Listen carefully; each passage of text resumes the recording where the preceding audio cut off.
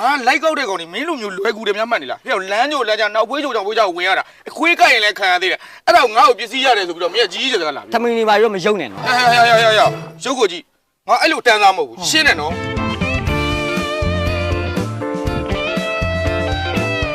အော်ကိုရလေမနေ့ကစိတ်ဝင်စားသေးပါဘူး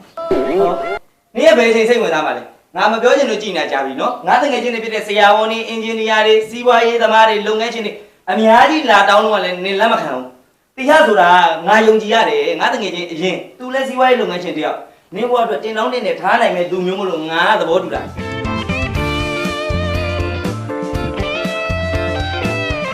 အမလေးပလောင်ချဲချဲစီးမရှိလိုက်တာရယ်ငါတော့လေဒီပလင်းတစ်လုံးနဲ့ဘာမှမဖြစ်သွားဘူးသိလားဟဲ့နေရမဖြစ်ပေမဲ့ငါတို့ကဖြစ်တယ်နော်ဒီဖီယာတပလင်းကိုလေပြန်ပြီးတော့ရောင်းလို့ရှိရင်150ရတယ်သိလား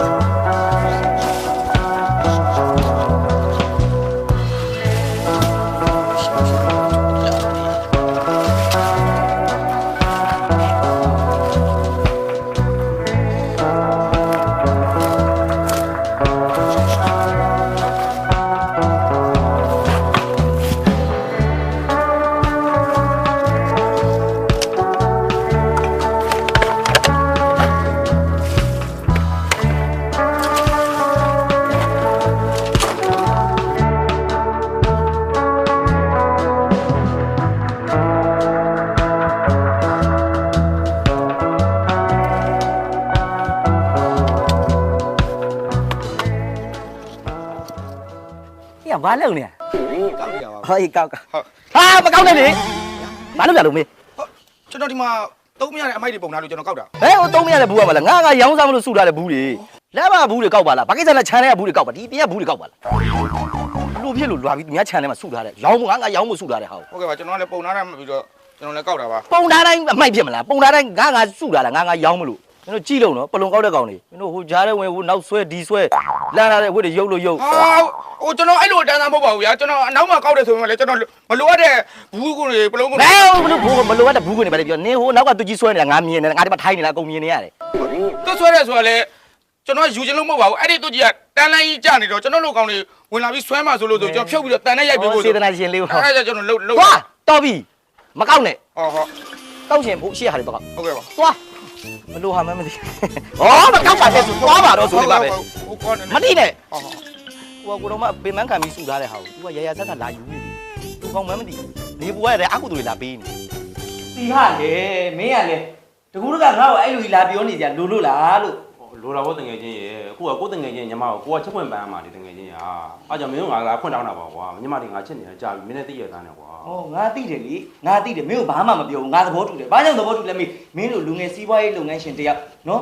ငါအနေနဲ့မင်းကိုညင်းရဘာကြောင့်မှမရှိဘူးငါအကုန်သဘောတူတယ်လို့အဲ့ကြောင့်မလို့မင်းခုလာပြောတော့လေငါစိတ်မဆိုးဟုတ်ငါအခုကြောက်တဲ့လာဆိုငါ့ကိုတမျိုးတော့မထင်ပါနဲ့ကွာပထမငါမိဘတွေတခါတည်းခေါ်လာမလို့ဒါပေမဲ့မင်းတို့ဘက်ကတည်းကငါ့ကိုသဘောတူလားမသဘောတူလားမင်းစကားတွေအများများပါပြီငါသဘောတူတယ်ငါညမလက်ခံရင်အဆင်ပြေတယ်လို့မင်းကငါပြောပြပါပြီမင်းလည်းငါနဲ့တငယ်ချင်းအဲ့လိုပြောနေကြအောင်မလို့လားတငယ်ရင်းမှုလည်းပြောနေတာပေါ့ကွာမင်းညမဆိုတာငါညမပါပဲကွာအဲ့လိုမယူနဲ့လေအဲ့လိုယူနဲ့ငါညမယူဖို့မကြမ်းနဲ့အဲ့လိုပြောတာမဟုတ်လေကွာငါမင်းညမလေးကိုညီမလေးတို့လည်းချစ်တယ်တငယ်ချင်းတို့လည်းချစ်တယ်ချစ်တယ်တို့လည်းချစ်တယ်လေတငယ်ချင်းပန်းလာလာမြန်နိုးသူရဲ့ကိုသေးမလေးပန်ပေးလိုက်ခြင်းနဲ့ဟောမနောက်ပါနဲ့ကွာမင်းညမလေးငါတကယ်ချစ်တာပါကွာနောက်တာမဟုတ်ဘူးမင်းကတချင်းစာသားတွေပြောသလိုဖြစ်နေတာလေငါလည်းငါပြောတဲ့သူတွေပြောလိုက်တာပါကွာငါအတွေ့အကြုံမရှိဘူးတငယ်ချင်းကသိတယ်ရပြီမင်းကိုငါသဘောတူတယ်ငါညမလက်ခံရင်အဆင်ပြေပြီငါအခုမင်းရှိမှလည်းခေါ်ပေးပေးမယ်ရပြီခေါ်ပေးတဲ့သူမင်းလည်းနည်းနည်းဝိုင်းပြောပေးလေကွာမင်းကလေကိုအားကိုမကိုငါပြောပေးမှာကွာဟုတ်ပြီလားသိပါကွာတော့ပါသူမြတ်ရလေရှင်သူမြတ်လာခိုင်းခဏလားအော်ဟုတ်ရောင်းလို့ပါပြောပေးနေတယ်လို့သာပြောပါကဲရောဘလို့ဖြစ်နေလဲ ပြောပြပါမယ်ဆိုမှပဲ ငါရှက်လို့ပါကွာမင်းက ရွှေလေးတော့ကဲငါလေးနင်တီးရတော့တည်တယ်မလား ကိုကြီးတငယ်ချင်းပဲလေသိတာပေါ့ ဟေးငါရှင်းမျက်နှာနောက်ထားပြီးပြောရမှာပဲနော်အခုတီးဟာငါညီမကိုစိတ်ဝင်စားတယ်တဲ့အဲ့ဒါအစင်ပြေမပြေလေးပြောပြပါမေးပြပါဆိုလို့ခေါ်မေးပြတာနော်နင်အစင်ပြေလား အော်ကိုကြီးကလည်းမနေ့ကစိတ်ဝင်စားသေးပါဘူး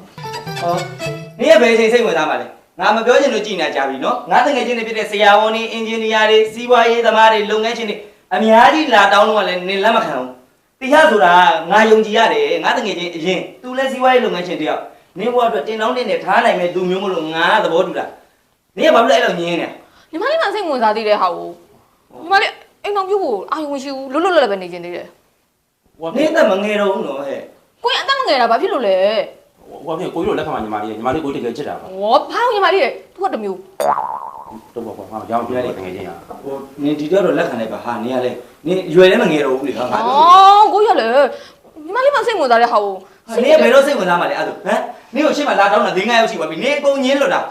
ငါဘယ်လိုလူမျိုးရှာပေးအောင်မှာ ကိုရှာပေးစရာမလိုပါဘူးဟိုညီမလေးတကယ်လို့စိတ်ဝင်စားတဲ့လူညီမလေးချစ်တဲ့လူတွေ့လို့ရှင်ကိုရုပ်ပြောမယ်အခုတော့ညီမလေးအဲ့ဒါစိတ်ဝင်စားသေးတယ် ဟောဟဲ့ဟောကဲဒီကအစင်ကြီးလာမှတ်လိုက်တော့ တိတ်တမတကယ်ချင်းဟုတ်ပြီ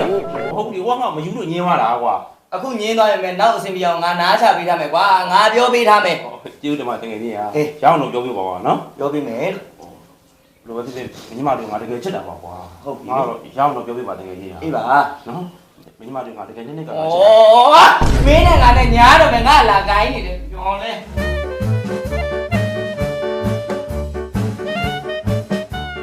တန်းနေဝဲတယ်ကြီးတယ်ဝဲတယ်ဘယ်ရောခံပြတ်တွေဝဲတယ်ရေမော်တာစုပ်တွေဝဲတယ်ဟာကွာ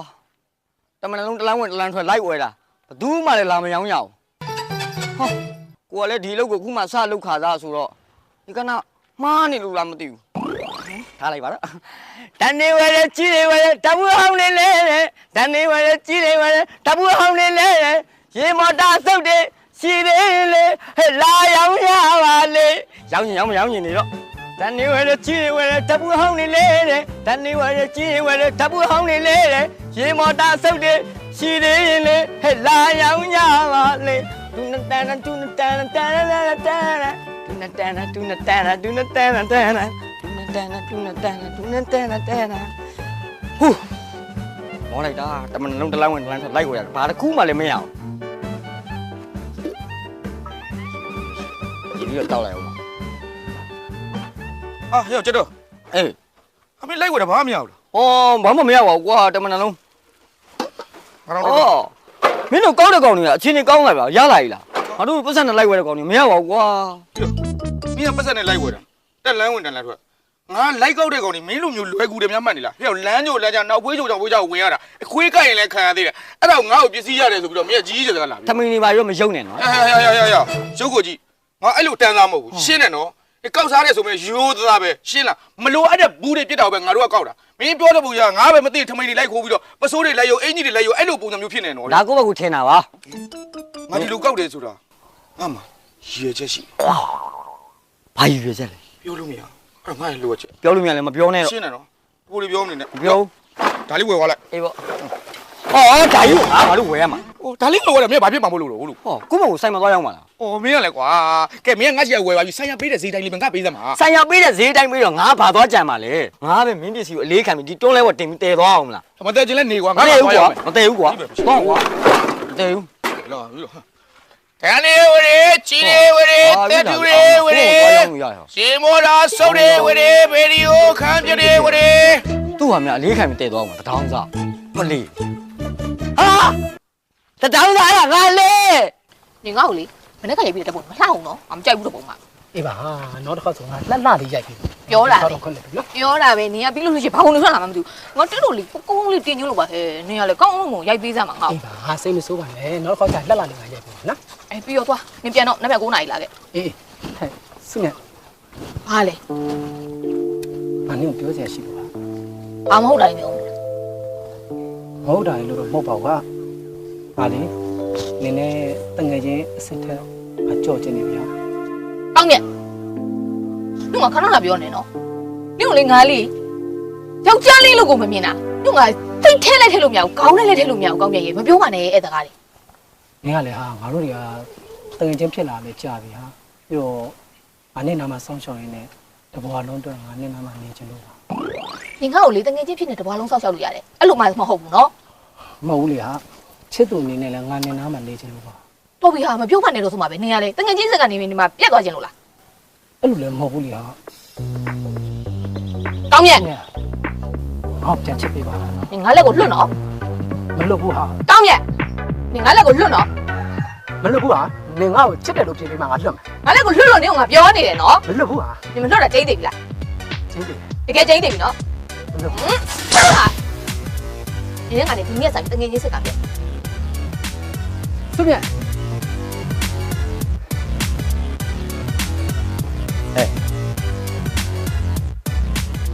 ဘာဖြစ်လဲ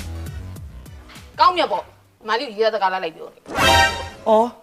နင်ကလေဟာတငယ်ချင်းချင်းရီးသားစကားပြောတာနင်အဲ့လိုကြီးပါရိုက်စရာလိုလို့လားလို့ပေါ့ကိုကြီးရဲ့စွမြတ်ရဲ့ငါတငယ်ချင်းတွေဖြစ်တဲ့ဆရာဝန်တွေအင်ဂျင်နီယာတွေနော်စီးပွားရေးလုပ်ငန်းရှင်တွေအကုန်လုံးလာတောင်းတယ်3 4 5ယောက်နင်လက်မခံဘူးနောက်ဆုံးငါတငယ်ချင်းအရင်ဖြစ်တဲ့တီဟတောင်းတော့ကလည်းနင်လက်မခံဘူးအဲ့ဒါငါတငယ်ချင်းတွေဘုလို့ထားလိုက်တော့အခုကနင်တငယ်ချင်းအရင်လေနင်သူ့เจ้าတွေအကုန်သိနေတာပဲဘာငင်းနေရရှိလဲဟာကိုကြီးညီမလေးမစိတ်ဝင်စားတာပြီးကြတော့လေညီမလေးတို့အင်ဂျင်နီယာလည်းမလို့ဆရာဝန်လည်းမလို့သင်္ဘောသားလည်းမလို့ဘာမှမလို့ညီမလေးတို့လိုတာအချစ်စစ်ပဲလိုတာညီမလေးကိုလည်းချစ်ကမယ်ညီမလေးကလည်းတကယ်ချစ်တယ်ဆိုလို့ရှိရင်အဲ့အချစ်ကိုညီမလေးလက်ခံပါခုတော့ညီမလေးကလည်းစိတ်ဝင်စားတယ်အေးမဝင်စားနဲ့နော်မဝင်စားနဲ့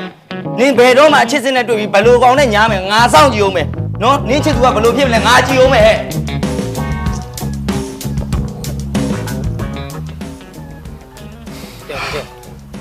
မင်းခေါ်လို့ဆိုတာငါတို့လိုက်လာတာနော်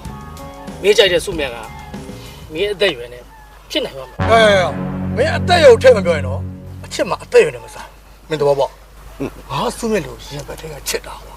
မင်းနောက်ကအသက်ရုံထည့်မပြောရင်တော့ဟုတ်တယ်ရအချစ်ဆိုတာအသက်နဲ့သက်ဆိုင်ဘူးနေထက်ကြီးကဒီနေ့ယူမလားဗျာတဲဟာဘာလို့ဖြစ်နိုင်ဘူးလို့ပြောတာမဖြစ်နိုင်ဘူးလို့ပြောတာဟုတ်တယ်နော်ဆောက်ကားလို့အထောင်းသက်တာမှန်နော်စိတ်ဆိုးနေထက်နော်မင်းတတိရှာစဉ်းစားနော်အဲ့စုမြတ်ကိုလေဟိုသူ့အိမ်မှာဆရာဝန်တွေရောအင်ဂျင်နီယာတွေရောအရာရှိတွေရောနောက်ဆုံးပြောပြမယ်ကွာစီးပွားရေးသမားတွေကပါအစလာပြီးတောင်းရတာတော့မှ तू ကနည်းနည်းလေးမှစိတ်ဝင်စားတာမဟုတ်ဘူးငါသိတယ်ငါသိလို့ဘီတို့နှစ်ယောက်ခေါ်လာလေကွာ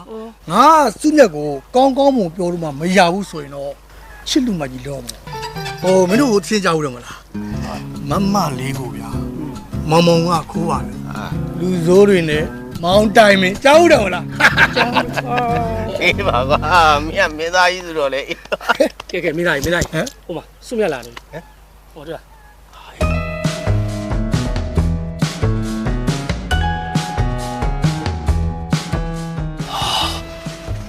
ကိုဟင်စုမြတ်လေးရောဒီမှာအရန်လာတယ်ဗျာတမားယူနေပြီလေအဲ့တော့လေဩအချစ်ကြည့်လိုက်တာလို့ကြည့်ရမယ်လေကြည့်ရမယ်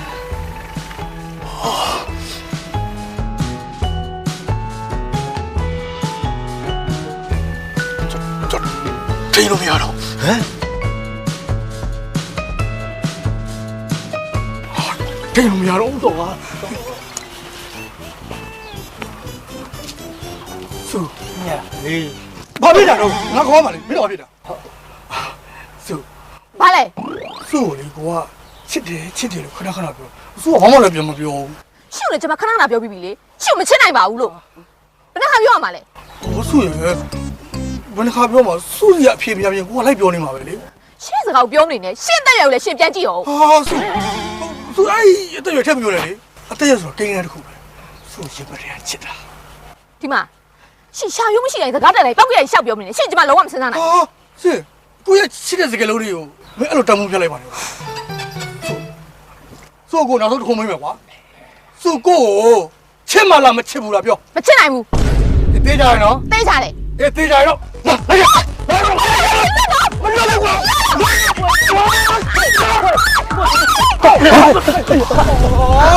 ခင်ဗျားတို့ဟဲ့ဗျာဒီနေ့ကြောက်တယ်ယောက်ျားလေးကတော့ရမ်းလိုက်ကောင်းတယ်တေးခုဝင်နေခေါ်ပါကျွန်မမိမကောင်းပါကျွန်မမိမကောင်းပါဟဲ့မင်းစရာပလုံကောတဲ့စိတ်မရှိရနော်သွား来呀！ မင်းဟီးရိုးတွေကလို့ရုပ်ရှင်လာမလုံနဲ့နော် ရုပ်ရှင်တွေကလည်းဟီးရိုးလာမလုံးနဲ့ မင်းတားလိုက်ကွာဟဲ့အောင်မင်းသွားလိုက်တော့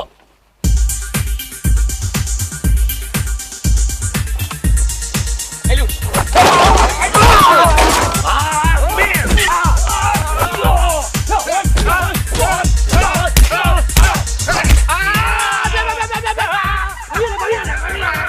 ဘာဖြစ်တာလဲလို့ ပြပေါင်းပြပါလား ပေါင်းပြပါလား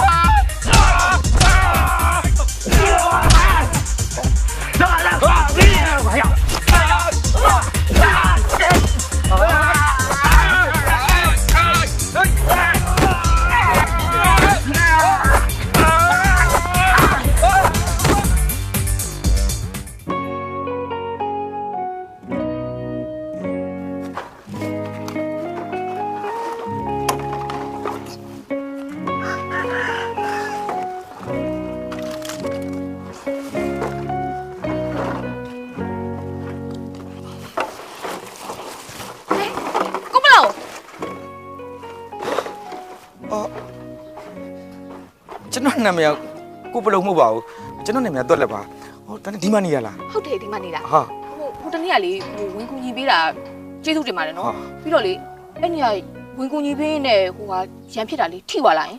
အော်တစ်ချက်တည်းဟာဒီနားလေးထိတာ ဘယ်နာထိတာ ဒီနားလေးပါအာနည်းနာနေသေးတာ ဟုတ်လားရောင်နေသေးတာနဲ့တူတယ်အားနာလိုက်တာကျေးဇူးလည်းတင်ပါတယ် ရပါတယ်ဒါလည်းကျွန်တော်ကဟိုကူညီထိုက်လို့ဝင်ကူညီရတာပါဒါပြဿနာမရှိပါဟာ အခုဘာလုပ်နေလဲ ကျွန်တော်ပလုံကောက်တာဆိုတော့ပလုံလိုက်ကောက်နေတာပေါ့ဒီမှာ ပလုံဆိုတာဟိုအေးဘူးခုန်နေဒီ ဟုတ်တယ်အစုံမဟုတ်လိုက်ခဲ့ရမလား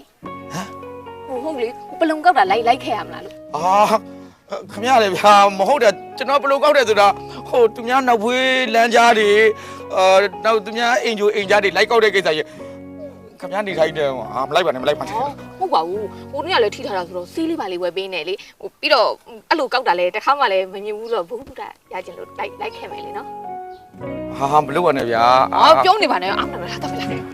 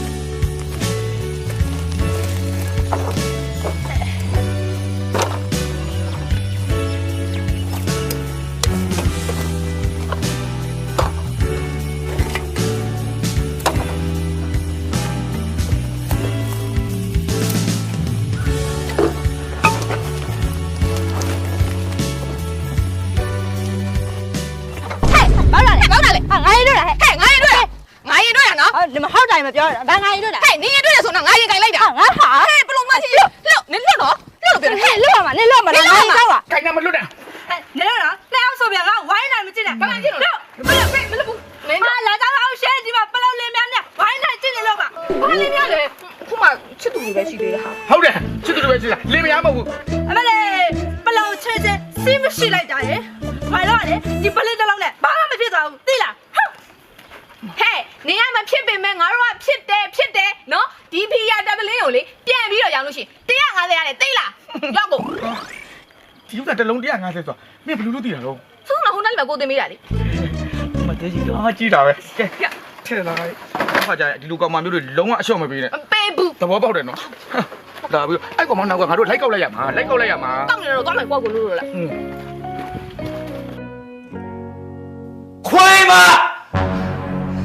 你人骗子下路，哎，不能搞那东西，你们人多骗的，好了嘿，你那不能那巴塞呢？ ဟိုမလေးကိုတော့လည်းကိုပလုံလိုက်ကောက်ပေးတာပါ 嘿，对了，别对了，巴ဘာတော့လဲ ဟိုကိုကြီးညီမလေးတစ်ခါပြောဘူးလေ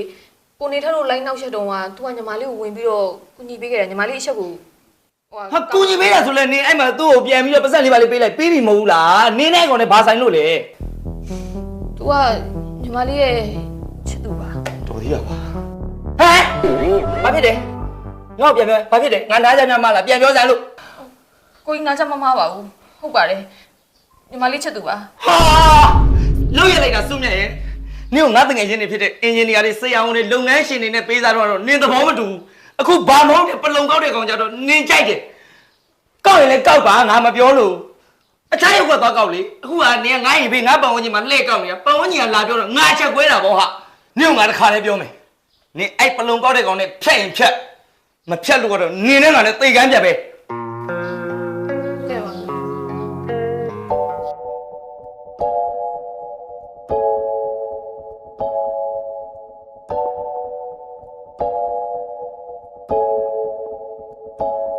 ဒါဆိုရင်ငါကြားတဲ့တဲ့ကတကယ်မှန်မို့ ဟုတ်တယ်ကွာတကယ်ပဲ မင်းညမပလောင်ကောက်တဲ့ကောင်လည်းညီရွာတာ ဟုတ်တယ်လို့ ပလောင်ကောက်တဲ့လူတွေလည်းယူရတယ် ဟာကွာမင်းကလည်းမပြီးတော့ဘူးဟုတ်တယ်ပလုံကောက်တဲ့ကောင်နဲ့ခိုးရလိုက်သွားတာ ဟောမင်းက မင်းကငါတစ်ခါလေးပြောမယ်နောက်ကအဲ့ခွေးမအောင်ငါညမတို့ဘယ်တော့မှငါရှိမှမပြောနဲ့ငါသိကမ်းဖြတ်ထားတယ် ဟောတကယ်ချင်းရဲ့အဲ့လိုလည်းမဟုတ်ဘူးလေကွာမရှိတာမှဒီမှာမနေရလည်းရှိတာမင်းမကျင်သူ့လူကကြည့်ပါနဲ့ မကြည့်နိုင်ဘူးငါမျက်နှာအိုးမဲတော့ပါတာငါ့ကိုခွေးဆက်ခင်းသွားတာကွာ ခုလည်းကြည့်ရက်ွက်ကြောရက်ွက်ကြောပလုံလိုက်ကောက်နေတာမင်းကြည့်ရလားဟမ်မင်းရဲ့ဆုံးမသွားတဲ့မိဘတွေရောဒါအောင်မြင်တွေ့ကျင်တယ်မလို့မင်းထင်လားစဉ်းစားပါအောင်တကယ်ချင်းဟာကိုညမတွေကိုပြန်ခေါ်လိုက်ပါကွာနော်ပြီးခဲ့တာလည်းပြီးခဲ့ပြီကွာဘာမှပြန်ပြင်လို့မရတော့နော်ညမတို့ပြန်ခေါ်လိုက်ပါကွာ တော့ပြန်ခေါ်လိုက်ပါ ဖိတ်မရဘူးလေနော် ကောက်ပါမယ်အိမ်မနေခဲ့ပါဆိုမနေခဲ့ဘူးလိုက်တော့နေဘူးလေမပင်မန်းတာပေါ့ ဟောအဲ့လိုလိုက်ကောက်တာပြုတ်လို့တမင်သက်လိုက်ပါတယ်ဆိုမှပဲအိမ်မှာပဲနေခဲ့ခိုင်းနေတာပဲ ဩဒီကပင်မန်းမှာဆိုလေအဲ့ကြောင့်မလိုက်ခဲ့နဲ့လို့ပြောတာပေါ့ မပင်မန်းပါဘူးအခုကိုတယောက်တည်းကောက်လို့ရှင်ပူပင်မန်းပါလေမတူပါလဲခါကျနှစ်ယောက်တူကောက်တော့ပင်မန်းတော့ဘူးပေါ့အခုပင်မန်းနေပြီလားပြော မပင်မန်းမှာဘူးဟိုင်းမျက်နှာလေးကိုကြည့်တတ်တဲ့အခါကျရင်လေအမိုးပြီးတော့ဒီကချွေးမထွက်ပါဘူးဟိုင်းကချွေးထွက်နေတာအဲ့ကြောင့်တော့ပြီးတာအဲ့ကြောင့်လိုက်မလာနဲ့ဆိုလိုက်လာ အမြဲအဲ့လိုပြောမှာနော် မလေးအများတိုင်းပြောမှချစ်လို့ စုမြတ်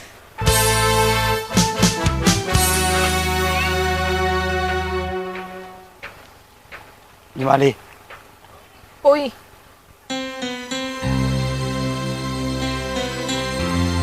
ညီမလေး ကိုကြီး